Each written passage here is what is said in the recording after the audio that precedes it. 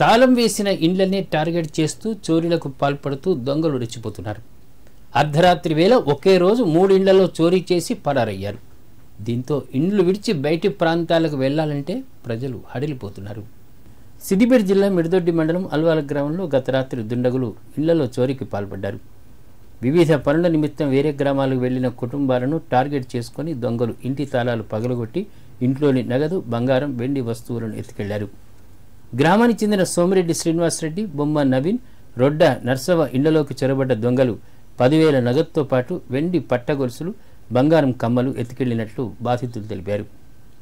ఉదయం గ్రామస్తులు దొంగతనం జరిగిన విషయాన్ని గమనించి పోలీసులకు సమాచారం అందించడంతో ఎస్ఐ నరేష్ ఆధ్వర్యంలో క్లూస్ టీం, డాగ్ స్క్వాడ్ ఆధ్వర్యంలో ఆధారాలు సేకరించారు. బాధితుల ఫిర్యాదు మేరకు కేసు నమోదు చేసుకుని దర్యాప్తు చేస్తున్నామని వెల్లడించారు. ఒకే రోజు గ్రామంలోని 3 ఇండ్లలో దొంగతనం జరగడంతో గ్రామంలో భయాందోళన పరిస్థితి నెలకొంది.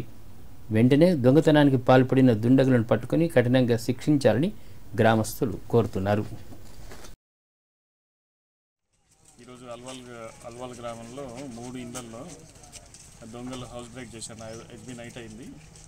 దాన్ని మేము clues team and dog squad వీటి ద్వారా ట్రేస్ చేస్తున్నాం. అట్లా సీసీ కెమెరాలు పరిశీలించి తప్పకుండా నేరస్తుడు ఎవడైనా పట్టుకుంటామని